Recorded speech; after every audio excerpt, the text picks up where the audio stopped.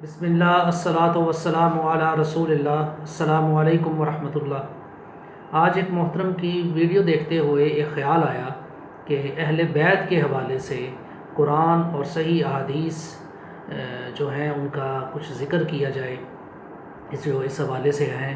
تو سب سے پہلے قرآن کی سورہ الاحزاب اور اس کی آیت 32 اور 33 کا ترجمہ اور اس کا مفہوم۔ اللہ تعالیٰ کا ارشاد ہے اردو میں، اس کا ترجمہ اس کا مفہوم جو ہے وہ اس طرح: نبی صلی اللہ علیہ وآلہ وسلم کی بیوی ہو تو تم عام عورتوں کی طرح نہیں ہو۔ اگر تم اللہ سے ڈرنے والی ہو تو دبی آواز سے بات نہ کیا کرو کہ دل کی خرابی کا مبتلا کوئی شخص لالچ میں پڑ جائے، اور پھر فرمایا کہ بلکہ صاف اور سیدھی بات کرو، اپنے گھروں میں ٹک کر رہو اور سابق دور جاہلیت کی سی سجدج نہ دکھاتی پھرو، نماز قائم کرو، زکوٰۃ دو اور اللہ اور اس کے رسول کی اطاعت کرو۔ اللہ تو یہ چاہتا ہے کہ تم اہل بیت نبی صلی اللہ علیہ وسلم سے رجس دور کرے اور تمہیں پوری طرح پاک کر دے۔ مسند احمد حدیث نمبر 11391، اسلام 360۔ ابو عمار شداد کہتے ہیں کہ میں سیدنا واثلہ بن اسقع کے پاس گیا اور ان کے ہاں بہت سے لوگ بیٹھے تھے۔ انہوں نے سیدنا علی کا ذکر چھیڑ دیا، یعنی ان کے بارے میں ناگوار اور ناپسندیدہ باتیں کرنے لگے۔ جب وہ اٹھ کر چلے گئے تو سیدنا واثلہ رضی اللہ تعالیٰ عنہ نے مجھ سے فرمایا، کیا میں تمہیں رسول اللہ صلی اللہ علیہ وآلہ وسلم کا ایک چشم دید واقعہ بیان نہ کروں؟ میں نے عرض کی، جی ضرور بیان کریں۔ انہوں نے کہا، میں سیدہ فاطمہ رضی اللہ تعالی عنہا کے ہاں گیا اور ان سے سیدنا علی رضی اللہ تعالی عنہ کے بارے میں دریافت کیا کہ وہ کہاں ہیں۔ انہوں نے جواب دیا کہ وہ تو رسول اللہ صلی اللہ علیہ وآلہ وسلم کے پاس گئے ہوئے ہیں۔ وہ کہتے ہیں کہ میں ان کے انتظار میں بیٹھ گیا، اتنے میں رسول اللہ صلی اللہ علیہ وآلہ وسلم تشریف لائے۔ آپ صلی اللہ علیہ وآلہ وسلم نے سیدنا حسن رضی اللہ تعالی عنہ اور سیدنا حسین رضی اللہ تعالی عنہ دونوں کو ایک ایک ہاتھ میں اٹھایا ہوا تھا، یہاں تک کہ آپ اندر چلے آئے، اور آپ صلی اللہ علیہ وآلہ وسلم نے سیدنا علی رضی اللہ تعالی عنہ اور سیدہ فاطمہ رضی اللہ تعالی عنہ کو اپنے سامنے بٹھا لیا، اور سیدنا حسن اور سیدنا حسین رضی اللہ عنہما کو اپنی ران پر بٹھا لیا۔ پھر آپ صلی اللہ علیہ وآلہ وسلم نے ایک چادر یا اپنا کپڑا ان سب پر ڈال دیا اور پھر سورہ احزاب کی آیت 33 کی تلاوت کی۔ ساتھ ہی آپ صلی اللہ علیہ وآلہ وسلم نے فرمایا، یا اللہ، یہ بھی میرے اہل بیت ہیں اور میرے اہل بیت اس سعادت کے زیادہ حقدار ہیں۔ صحیح مسلم 6261، اسلام 360 کے مطابق ام المؤمنین عائشہ صدیقہ رضی اللہ عنہا کہتی ہیں کہ رسول اللہ صلی اللہ علیہ وآلہ وسلم صبح کو نکلے اور آپ صلی اللہ علیہ وآلہ وسلم ایک چادر اوڑھے ہوئے تھے جس پر کجاووں کی صورتیں یا ہانڈیوں کی صورتیں بنی ہوئی تھیں۔ اتنے میں سیدنا حسن رضی اللہ تعالی عنہ آئے تو آپ صلی اللہ علیہ وآلہ وسلم نے ان کو چادر کے اندر کر لیا۔ پھر سیدنا حسین رضی اللہ تعالی عنہ آئے تو ان کو بھی اس میں داخل کر لیا۔ پھر سیدہ فاطمہ الزہرا رضی اللہ عنہا آئیں تو ان کو بھی انہی میں شامل کر لیا۔ پھر سیدنا علی رضی اللہ تعالی عنہ آئے تو ان کو بھی شامل کر کے فرمایا کہ اللہ چاہتا ہے کہ تم سے رجس کو دور کر دے اور تم کو پاک کرے اے گھر والو۔ صحیح مسلم حدیث نمبر 6220، اسلام 360 اور اس کا آخری حصہ جو اس حوالے سے ہے۔ اور جب سورہ آل عمران کی آیت 61 اتری تو رسول اللہ صلی اللہ علیہ وآلہ وسلم نے حضرت علی رضی اللہ تعالی عنہ، حضرت فاطمہ رضی اللہ تعالی عنہا، حضرت حسن اور حضرت حسین رضی اللہ عنہما کو بلایا اور فرمایا، اے اللہ، یہ میرے گھر والے ہیں۔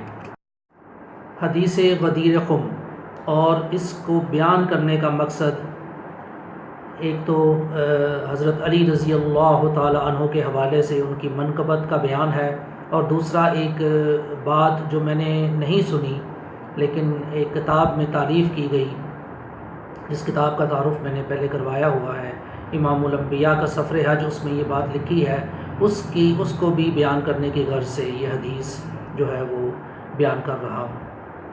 مکہ اور مدینہ کے درمیان خم نامی گاؤں میں آپ صلی اللہ علیہ وآلہ وسلم نے پانی کے لیے پڑاؤ ڈالا۔ روایت میں ہے کہ یہ 18 ذی الحجہ 10 ہجری کا دن تھا۔ وہاں پر پڑاؤ کے بعد آپ صلی اللہ علیہ وآلہ وسلم نے خطبہ ارشاد فرمایا۔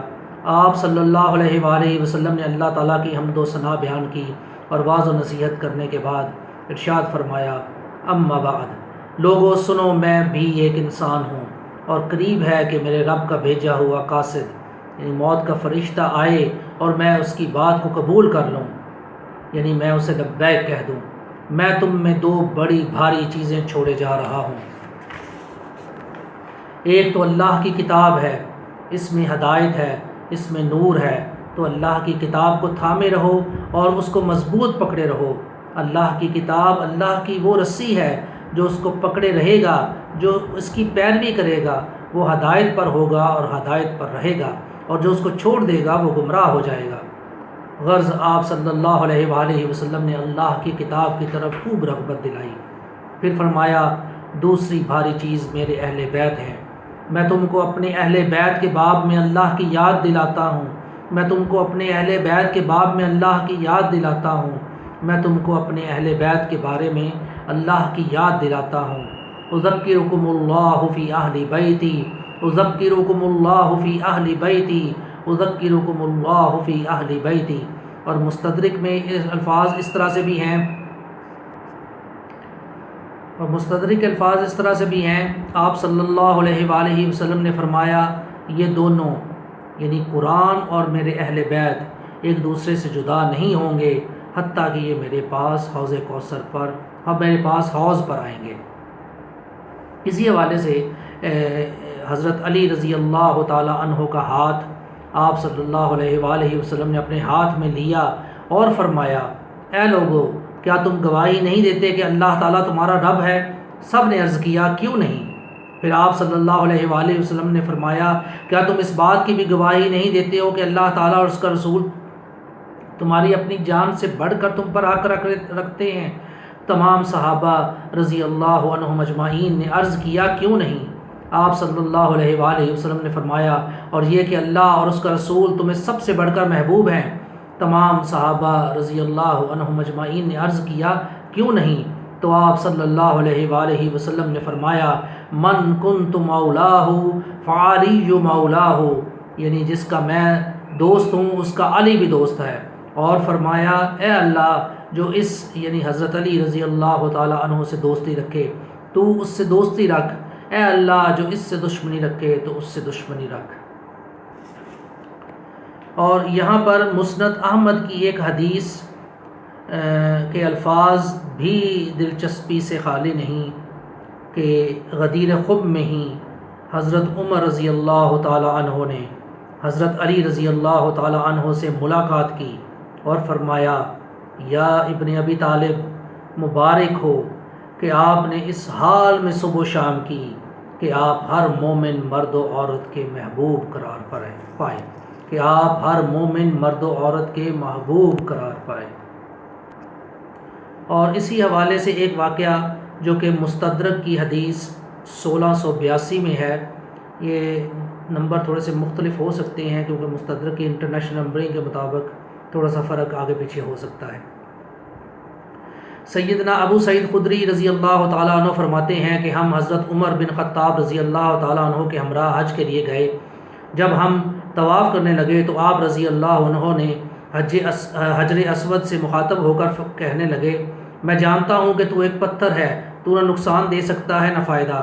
اگر میں نے رسول اللہ صلی اللہ علیہ وآلہ وسلم کو تیرا بوسہ لیتے ہوئے نہ دیکھا ہوتا تو میں تیرا بوسہ نہ لیتا۔ یہ کہنے کے بعد آپ نے یعنی حضرت عمر رضی اللہ تعالیٰ عنہ نے اس کا بوسہ لیا۔